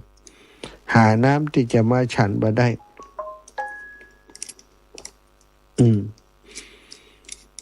เขาก็ช่วยกันปิดเสร็จแล้วนี่จะหาน้ำที่ไหนมาฉันล่ะ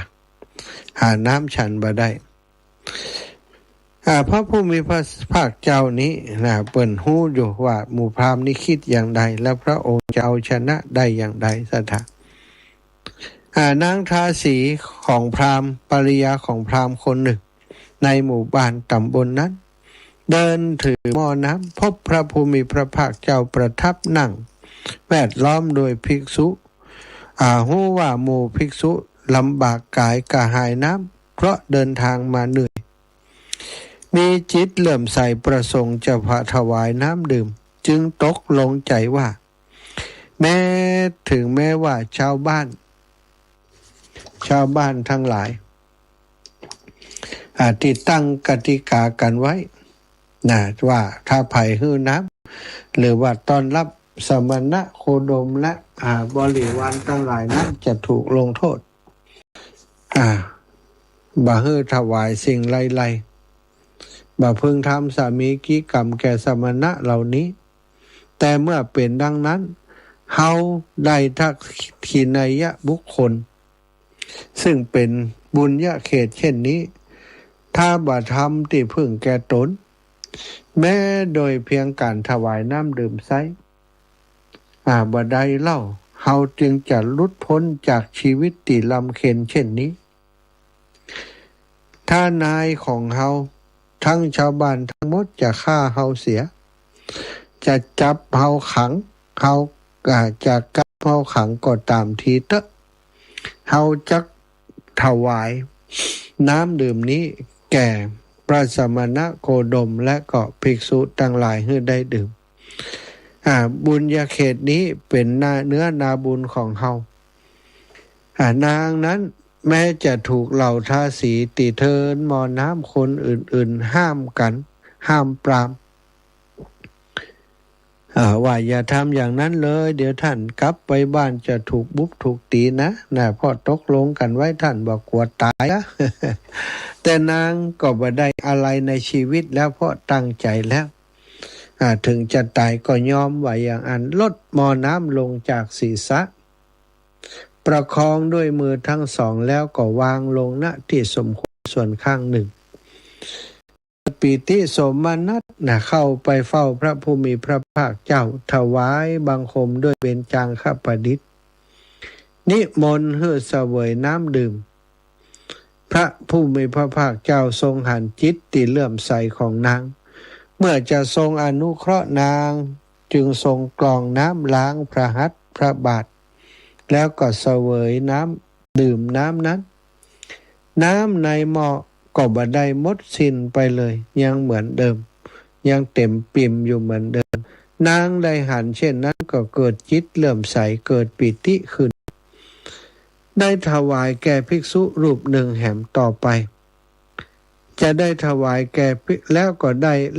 ได้ถวายแก่ภิกษุอื่นๆจงมันครบทุกรูปทุกองค์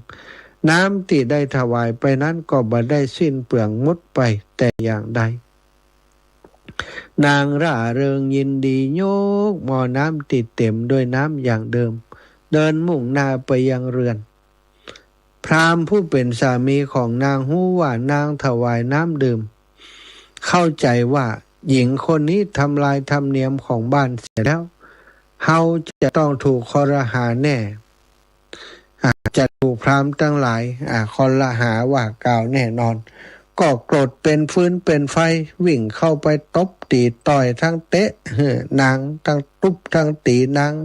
ตึงไม้ตึงค้อนบุกประเคนใส่นางเอาผู้หญิงตัวเอวบางหลังน้อยน้อยกว่าปวดใจตัวใหญ่ศรัทธากำลังนักต่อยไปนางก็ล้มเตะไปนางก็ล้มซ้ำบุบซ้ำตีแฮมล้มกลิ้งไปบนพื้นเพราะความพยายามนั้นนางเมื่อถูกซ้อมถูกบุบถูกตีนั้นก็ทนพิษบาดแผลบ่ได้ศรัทธาโจจ้ำใบมด โดยความติถูกทารุณกรรมอย่างนั้นนางก็เสียชีวิตเมื่อจิตออกจากหลังสถาจิตติไปนั้นก็ไปจุติอยู่ที่ภพดาวดึงส์เมื่อไปจุติภพดาวดึงส์วิมานอย่างเดียวกับที่กล่าวไว้นะคือวิมานของนางนั้นก็ไปปรากฏขึ้นที่ภพดาวดึงส์นะอย่างที่พระ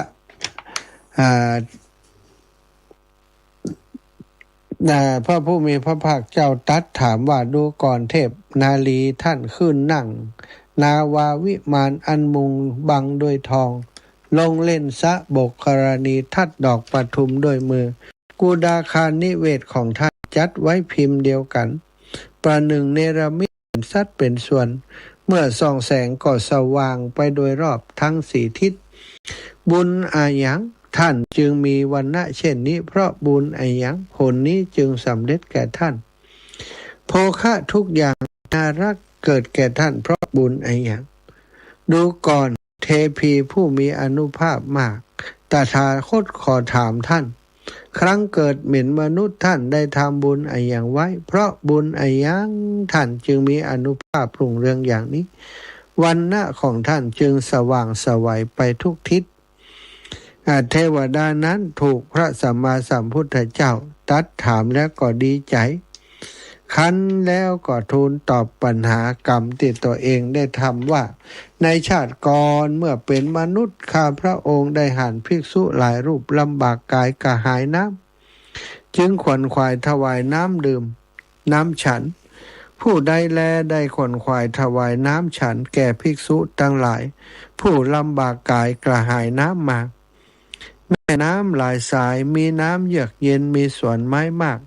มีบุญทริกบัวขาวมากย่อมเกิดแก่ผู้นั้นแม่น้ำหลายสายย่อมเรียงรายไหลล้อมรอบวิมานนั้นประจำมีแม่น้ำทั้งหลายลาดด้วยทรายน้ำเย็นสนิทมีต้นมะม่วงต้นสาละต้นหมากหอมต้นชมพู่ต้นราชพฤกษ์และต้นแคฝอยที่ออกดอกสะพรั่งคนทำบุญก็ย่อมได้วิมานดีเยี่ยมที่ประกอบไปโดยภูมิภาคเช่นนี้สง่างามนักหนานี้เป็นวิบากกรรมนั้นทั้งนั้นคนทั้งหลายที่ทำบุญไว้แล้วย่อมได้ผลเช่นนี้กุดาคารนิเวศของข้าพระองค์จัดไว้พิมพ์เดียวกันประหนึ่งเนรมิตเป็นสัดส่วนเมื่อส่องแสงก็สว่างโดยรอบทั้งสี่ทิศเพราะบุญนั้นข้าพระองค์จึงมีวรรณะเช่นนี้เพราะบุญนั้นผลนี้จึงสำเร็จแก่ข้าพระองค์และโภคะทุกอย่างที่น่ารักจึงเกิดขึ้นแก่ข้าพระองค์เพราะบุญนั้น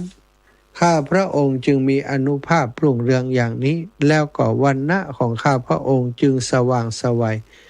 ไปทุกทิศอันนี้เป็นผลแห่งกรรมนั้นของข้าพระองค์พระพุทธเจ้าเสวยน้ำดื่มเพื่อประโยชน์แก่ข้าพระองค์โดยแท้นี่สถาตายไปแล้วไปเกิดบนสวรรค์พุ่น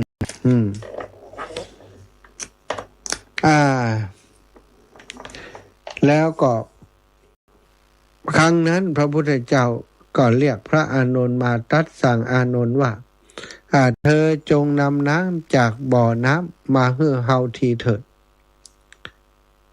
พระเถระก็ทูลว่าข้าแต่พระองค์ผู้เจริญบัดนี้ชาวถูนะถมน้ำบ่อเสียแล้วบ่อาจจะนำน้ำมาถวายได้พระเจ้าข้าพระพุทธเจ้าองค์ก็ทรงใช้ครั้งที่สองก็ตอบอย่างนั้นครั้งที่สามในครั้งที่สามพระเถระก็ถือบาทของพระผู้มีพระภาคเจ้าเดินบ่ายหน้าไปยังบ่อน้ำเมื่อพระเถระกำลังเดินไปน้ำในบ่อก็ลดเต็มล้นไหลไปโดยรอบหญ้าฟางทั้งหมดก็ลอยไหลออกไปเองน้ำที่ไหลนั้นก็เพิ่มสูงขึ้นเต็มแหล่งน้ำแห่งอื่นๆล้อมรอบหมู่บ้านตำบลนั้น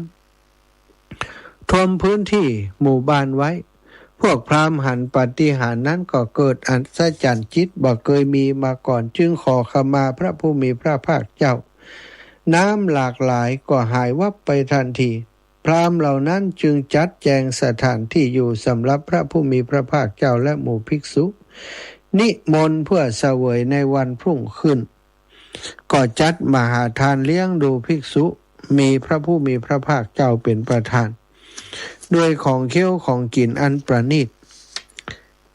พราหมณ์คณบดีชาวถุนะทุกคนเข้าไปนั่งเฝ้าไกลๆพระผู้มีพระภาคเจ้าซึ่งเสวยเสร็จได้ชักพระหัตถ์ออกจากบาทแล้วสมัยนั้นเทวดาองค์นั้นพิจารณาสมบัติของตนทบทวนถึงเหตุแห่งสมบัตินั้นก็รู้เหตุนั้นว่าเกิดจากปานียทานการถวายน้ำดื่มก็เกิดปิติสมนัสว่าเอาเถิดเฮาจักถวายบังคมพระผู้มีพระภาคเจ้าเดี๋ยวนี้แหละเกิดความอุตสาหะว่าเฮาจักกระทำความที่การบูชาสักการะแม้เล็กน้อยที่ทำให้แก่ท่านผู้ปฏิบัติชอบนั้นมีผลมีอานิสงส์อันมากมาย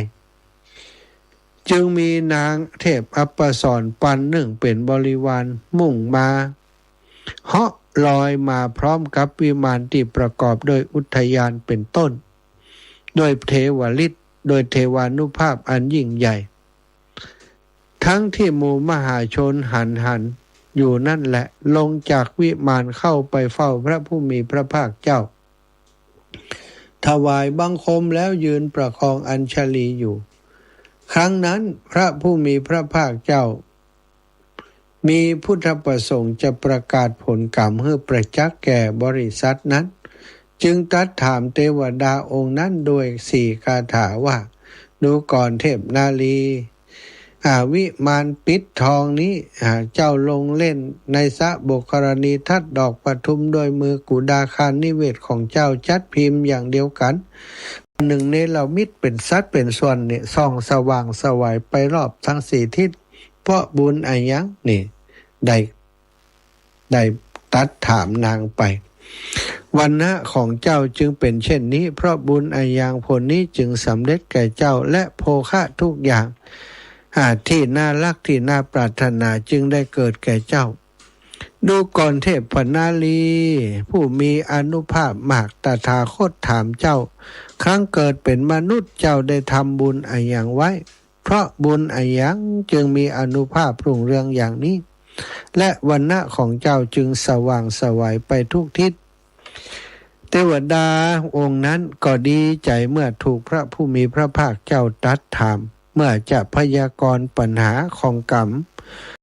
ที่มีผลอย่างนี้ก็บอกว่าครั้งเกิดเป็นมนุษย์ในชาติก่อนนั้นข้าพระองค์พบภิกษุทั้งหลายมีพระพุทธองค์เป็นเก้าเป็นประธานลำบากกายกระหายน้ำจึงได้ถวายน้ำดื่มให้ผู้ใดแลขวัญขวายถวายน้ำดื่มแก่พระพุทธเจ้าและภิกษุทั้งหลายผู้ลำบากกายกระหายน้ำให้ท่านได้ดื่มแม่น้ำหลายสายที่มีน้ำเย็นมีส่วนไม้มากมีบุญทลิกบัวขาวมากย่อมเกิดมีแก่ผู้นั้นแม่น้ำหลายสายย่อมเรียงรายไหลล้อมวิมานนั้นเป็นประจำมีแม่น้ำที่มีน้ำเย็นลาดด้วยสายมีมะม่วงสาละหมากหอมว่าราชพฤกษ์และแคพลอยที่ออกดอกสะพรั่งผู้ทำบุญแล้วย่อมได้วิมานอันประเสริฐสุดที่ประกอบโดยภูมิภาคเช่นนั้นซึ่งงดงามยิ่งนักอันนี้เป็นผลของกรรมทั้งนั้นที่ฉันทำไว้คนที่ทำบุญแล้วย่อมได้ผลเช่นนี้กุดาคารนิเวศของข้าพระองค์จัดไว้พิมพ์เดียวกันประหนึ่งเนรมิตเป็นสัดส่วนเมื่อส่องแสงก็สว่างไสวไปรอบทั้ง4ทิศเพราะบุญนั้นเช่นกันวรรณะของหม่อมของข้าพระองค์จึงเป็นเช่นนี้เพราะบุญนั้นผลนี้จึงสำเร็จแก่ข้าพระองค์และโภคะทุกอย่างที่น่ารักจึงเกิดขึ้นแก่ข้าพระองค์จึงสว่างไสวไปทุกทิศนี้เป็นผลกรรมนั้นของข้าพระองค์พระผู้มีพระภาคเจ้าเสวยน้ำดื่มเพื่อประโยชน์ของข้าพระองค์โดยแท้พระผู้มีพระภาคเจ้าเมื่อจะทรงกระทำธรรมเทศนานั้นเป็นสามุกังสิกาธรรมเทศนาที่ยกเป็นขึ้นแสดงเองก็ทรงประ กาศสัจจะสี่แก่เทวดาผู้เริ่มใสแล้วโดยประการชนิดจบเทศนาเทวดาองค์นั้นก็ตั้งอยู่ในโสดาปัตติผลพระธรรมเทศนาได้เป็นประโยชน์แก่พุทธบริษัทที่ชุมนุมกันในที่นั้นเป็นจำนวนมากนี่ศรัทธาญาติโยมถวายน้ำดื่มเนาะถวายน้ำดื่มแม้จะถูกคิดในใจแล้วเปิ่นตกลงกีกติกากันว่าห้ามถวายน้ำดื่มแก่พระสมณะโคดมคือพระพุทธเจ้าพร้อมกับเหล่าสาวกทั้งหลายถ้าไผ่ทำอย่างนั้นจะถูกลงโทษการลงโทษก็โหดร้ายแท้เนาะถึงกับฆ่ากันไปเลยทีเดียวนี่แต่นางก็ไม่ได้วาดวันนะศรัทธายอมถึงจะตายก็ยอมแต่ว่าคุ้มค่ามากเมื่อตายไปแล้วนางได้ไปเกิดบนสวรรค์มีวิมานที่อย่างที่กล่าวมานั้นสมบูรณ์ทุกอย่างเพียงพร้อมไปด้วยความสุขได้อันน่ารื่นรมทุกอย่างทุกประการอันนี้คือผลแห่งบุญกุศลที่คนตั้งใจทำโดยจิตอันบริสุทธิ์ศรัทธาญาติโยมวันนี้ก็นำเรื่องราวดีๆมามาจามาสนทนากันในช่วงเวลา 15 นาฬิกาถึง 17 นาฬิกา 3 โมงถึง 5 โมงเย็นเนาะศรัทธาแหมสัก 15 นาทีเวลาก็จะหมดแล้วตอนนี้ก็จะเปิดสายให้ศรัทธาญาติโยมได้โทรเข้ามาระหว่างที่เปิดสายนี้นะใครจะโทรเข้ามาก็โทร 0808844173 เด้อ0808844173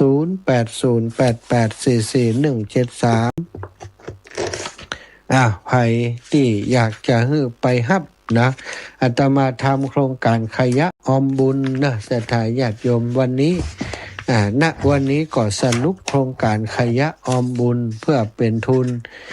เผยแผ่พระพุทธศาสนาสถานีวิทยุคลื่นสีข่าวเพื่อชาวประชาวัดบรรพตสถิตตอนนี้มีผู้ตีร่วมโครงการนี้ได้บริจาคขยะออมบุญมาก็มีแม่บัวลอยสายเขียวพร้อมกับคณะศรัทธาญาติโยมบ้านนางแลบ้า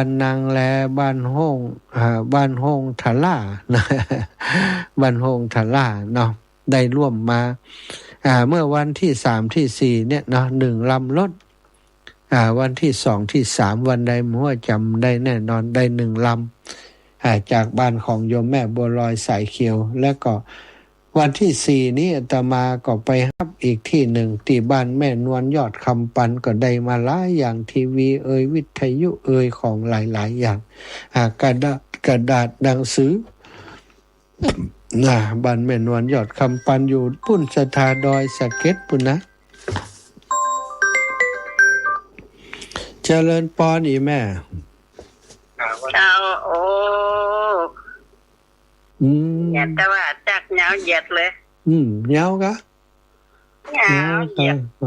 หงาเหยียด2 ชั่วโมงเหงาก็ปล่อยปิ่นกินนี่ไม่หิวใส่ผักใส่ฟอนจำได้เพิ่งไปตั้งหนึ่งเจ้าเนี่ยยังได้มันนะเพื่อจะไปเอาของเก่าของขยะจะไปตั้งหนึ่งขยะบุญจะมาออกรายการเจ้าเหยียดเจ้าขอให้สุขภาพแข็งแรงได้ออกไปเมินๆเนาะนั่นน่ะบุญรักษาบุญรักษาแม่เทรดเดอร์ขอรักษาแม่ขอให้แม่ลุ้นได้กับล่นได้เดี๋ยวก็ล่นได้วันที่20นี่ก็ล่นน่าจะใจนิดนึงไปหนักน้ำทั้งอยู่เนี่ยใจนี่ไปขับป่วยอยู่บ้านไหนนั่นแหละแม่ล่ะอยู่บ้านไหนเนี่ยเจ้าน้องกะได้ไม่เต้ามานะเท่าละไอ้น้องหันก็มันโชว์อยู่แล้วโชว์ไม่เท่านั่นน่ะสามีก็ไปกายภาพกะสามีน้องเขาเสียมมีโอ้ยนั่นน่ะแล้วตอนผูกกันซะหมอแม่ไปหาหมอแย่ๆหมดนั่นนะกะแม่ ม่นั่งว่าเกณฑ์ละกันลูกเกณฑ์ใจไม่เต่าครูแม่ไปจ้ะ อย่างใดนี่ฮะเนาะตึงแม่ตึงลูกในอย่าเป็นพร้อมกันเฮีย มาค้อนอย่างแต่ว่านะ ขอให้น้องหายดีๆ นั่นน่ะแต่ว่าอย่ามาเป็นนี่ยังนี่แม่เป็นนี่ละกันแล้วแต่นี่เนาะแต่จ้าบุญรักษาแม่เป็นกำลังใจแน่บุญรักษาตึงแม่ตึงลูกเนอะอยู่ดีมีสุขจ้าถึงแม่ถึงลูกนะจ้าสาธุจ้าอ้าวศรัทธาญาติโยมตะกี้ไปมี2เจ้าแล้วเนาะวันที่3ที่4แล้วก็วันที่ต่อมาวันที่7นะวันที่7ก็ไปฮับที่บ้านป่อสีโลดแม่ประพินหนอแก้ว1ตีแล้วก็บ้านแม่ถนอมนำวงพร้อมกับญาติธรรมบ้านปงใต้แหมบ้านปงใต้เนาะหลายคนหลายท่านเอามารวมกันที่ห้านได้1ลำแล้วก็สดไปรับเอาที่บ้านของแม่ศรีนวลวงชุมพูบ้านห้องกอกแหมก็ได้มาหลายอย่าง คนเล็กคนน้อยนะห้อมกันไปสถาบันเดี๋ยวนี้ได้จัดหลายแล้วนะเกือบจะเต็มโกดังแล้วจะต้องคัดแยกแล้วก็นำไปจำหน่ายเพื่อจะนำเงินเข้ากองทุนเป็นการน้ำกาไฟการใช้จ่ายต่อไปโดยวันที่7นี่3จุดนะวันที่10ไปที่บ้านแม่กาบแก้วสีอินแก้วนะเพื่อนก็บอกแจ้งบอกคือกับญาติธรรมคณะสถาบันหัวฝายหลายท่านด้วยกันบ่ได้จดชื่อเปิ้นไว้ทุกคนเนาะคนเล็กคนน้อยตีลายตีใหญ่ๆก็มีของแม่ขานแหมเนาะของแม่ขานนี่มีทีวีอันจัดใหญ่ ของแม่ขานของแม่กาบแก้วและของสถาพี่น้องหัวฝายวันที่10ได้แวะไปเอาจากนั้นก็ไปเอาที่บ้านแม่จันเพ็ญอินตะวังแหม1ลำเนาะมีเครื่องซักผ้าตัวเนี่ยที่บ้านนั้นผาลาดแม่เมาะสตาวันที่11นี้นะที่ผ่านมาก็ได้รับการประสานจากแม่บัวเย็นจันทบแม่คำน้อยคำอินบุตรนะศรัทธาญาติโยมตังบ้านสีหมวดเก่าหลายคนหลายท่านเนาะได้หายหอมมาลืมไปคนหนึ่งเนาะที่โยมแม่บัวเย็นบนแม่บัวเย็นไปส่งไอ้เบิ่มไปเอาเดี๋ยวก็จะถามจากแม่บัวเย็นนั้นเปิ่นรู้สึกว่าเปิ่นจะหอมเป็นการน้ำกับไฟมาแหม100 บาทตัวแล้วก็จากนั้นนะก็ไปเอาที่บ้านแม่จันฟองคำน้ำนองแหมพร้อมกับแม่จันฟองคำน้ำนองถวายน้ำดื่มมา5 แพ็คถวายร่วมบุญกับไฟมาตัวนะต้องขอบคุณนะแม่จันฟองคำน้ำนองเนาะแล้วก็แม่เสร็จจากนั้นเนาะประมาณ10 โมงป่ายเบิ่มกลับไปเอาที่บ้านแม่ยาวีบัวแดงบ้านห้วยหานนะอีก1 ลำเจริญปอนโยมน้องเจ้ามาเอาไม่ได้เจ้าน้องแล้วแต่น้องจะนิมนต์ได้เดี๋ยวเราไปดอยมาแล้วกันน่ะอยู่ตีน้องจะอยู่ตีตู้ฮะเอาข้าวกล้วยกี่เก้าก็เอาเป็น100บ่กะน้องมีกะมีเยอะเลยเจ้าเอากะเอาไปปลูกไหนไปแล้วไม่เหลือเอาไปมาปลูกที่วัดนี่ตัวแล้วก็เอาพอดีอันสวนที่อันเนี่ยไว้ที่ปุ่นเนาะวันนั้นมีไผพอก็เอากล้วยไปใส่ไว้นี่เอาไว้กินไว้หยังเจ้าเดี๋ยวน้องไปดอยวันที่13 14ไปเอาสม15 16 2 วันนี้ก็ได้15 16ล่ะ15นี่วางนั่นละ15นี่ไปปุ่นเนาะที่อันเนี่ยว่าสถาบันธรรมาภิวัตน์16ถ้าจะได้อยู่16วันหวยออกแหละ16หวยออกน้องยุ่งให้มันแหละเจ้าเดี๋ยว16เดี๋ยวทำความกรรมเดี๋ยวโทรหาน้องเจ้าหลายเจ้าถูกโรงเรียนเปิดอีกได้ไกลละศรัทธาญาติโยมนี่ก็เป็นขยะออมบุญเนาะเป็นสิ่งที่อาตมาตั้งใจทำเพื่อจะให้มันเกิดประโยชน์นะได้ ศรัทธาหลายคนที่เปิ่นได้มีโอกาสทำบุญเป็นขยะออมบุญโดยเปิ่นก็มีความสุขใจเนาะเท่าที่ได้อุจาก็เปิ่นว่าเก็บไว้เมินแล้วบ่ฮู้จะเอาไปเนี่ยหยังจะเอาไปขายเป็นของเก่าคือเขาก็เสียดายมันแต่พอเปิ่นว่าเอาไปทำบุญอย่างนี้แม่เต็มที่เลยเอาเลยอาจารย์ ก็ต้องขอบคุณเนอะบางส่วนที่มันดีอยู่อาตมาเอามาก็จะเอามาซ่อมแซมได้จักรยานมาหลายกันเนอะวันก่อนนี้ไปที่บ้านของแม่สุขคำปะแล้วเนาะแม่หอมสีชัยตันวันที่10นั่นแหละนะได้จักรยานมาถึง 3-4 กันศรัทธาเป็นจักรยานที่ยังใจใดยังดีอยู่ยังใหม่อยู่มันแบบลูกหลานใหญ่แล้วมันแบบขี่แล้วเอกเป็นจักรยานสำหรับเด็กก็ได้จะเอามาซ่อมแซมแล้วก็ไปบริจาคตามโรงเรียนต่างๆส่วนใดที่มันสามารถใช้ได้จะพยายามเนาะซ่อมแซมให้มันดูอยู่ในสภาพดีแล้วก็เอาไปมอบเป็นประโยชน์แก่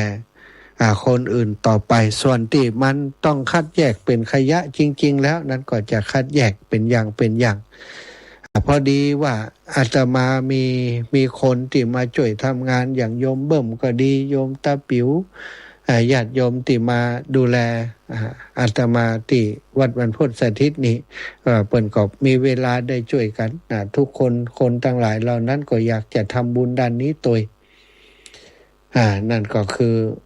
ได้ทำโครงการนี้ก็หวังว่ามันจะเป็นประโยชน์ต่อคนทั้งหลายตลอดถึงเครือข่ายคลื่นสีขาวของเฮาเนาะที่เปิ้นมีเข้ามีของอยากจะร่วมบุญจะบริจาคมานี่เปิ้นก็จะได้จัดเตรียมไว้ถ้าอาตมาเดินทางไปในพื้นที่นะเปิ้นก็เอาฝากมาก็จะได้มาร่วมกันน้อยเพราะน้อยมันก็จะเป็นนักไปแล้วก็จะเกิดประโยชน์ต่อคนทั้งหลายหลายคนก็เป็นห่วงว่าท่านอาจารย์เท่าว่าอิฐกายนะความคำว่าอิฐถ้าเราทำงานแล้วมันเป็นประโยชน์ต่อผู้อื่นเนาะศรัทธามันก็มีกำลังใจมีพลังที่จะทำก็หวังว่าศรัทธาญาติโยมที่ฟังรายการทั้งหลายโยมพ่อโยมแม่ที่ได้รับทราบข่าวสารต่างๆจะเข้าใจในจิตเจตนาที่อาตมาได้กระทำในครั้งนี้นะในเบื้องต้นก็หวังให้มันกุมการน้ำการไฟการดูแลสถานีวิทยุเนี่ยถ้ามันบ่มีตั้งใจการน้ำกับไฟนี่มันสปีติโยบ่ได้เข้าบ่ยอมกับอินเทอร์เน็ตเนี่ยมันต้องจ่ายทุกเดือนเดือนละประมาณ 5,000 ถ้าเฮาบ่หาอย่างมาเสริมอย่างอีดีบ่ดีก็อย่างที่ว่านะได้งดออกอากาศไปในที่สุดก็เป็นได้เนาะเพราะของเฮานั้นมันบ่ได้รับการสนับสนุนจากหน่วยงานหรือว่าองค์กรต่างๆแม้กระทั่งเฮาเองก็บ่ได้ทำธุรกิจที่มันจะก่อให้เกิดเป็นเงินเป็นทองเข้ามาดูแลสถานีเหมือนกับสถานีที่เพิ่นทำธุรกิจต่างๆก็ต้องหาทางพึ่งพาอาศัยตัวเองอย่างนี้คอยซัพพอร์ตคอยดูแลช่วยเหลือท่านอาจารย์ใหญ่เจ้าของสถานีโดยท่านพระมหานพดลสุวรรณเมธีลำพังท่านอาจารย์ก็มีภาระจะต้องดูแลวัดในหลายๆด้านเสนาสนะอย่างที่ท่านอาจารย์จะต้องทำอยู่อย่างต่อเนื่องก็เป็นงานที่ใหญ่อยู่แล้วนะแล้วก็มารับผิดชอบสถานีอีกโดยตัวเองก็จะนักเปิ่นอาตมาก็จึงอยากจะแบ่งเบาตรงนี้ก็ช่วยเหลือท่านอาจารย์ไปเนาะศรัทธาญาติโยมเวลาหมดเวลาแล้วอาตมาภาพขออนุญาตนำรายการจากลาไปก่อนเนอะจนกว่าจะพบกันใหม่ในวันพฤหัสบดีเวลานี้บัดแลงนี้ก็จะปะกันในช่วงเวลา 19:20 นาฬิกาก่อยว่ากันเรื่องอื่นต่อไปสำหรับวันนี้เวลานี้ขอนำรายการจากลาไปก่อนจัตตารโอธัมมาวัฏันติอายุวันโนสุขังพระลา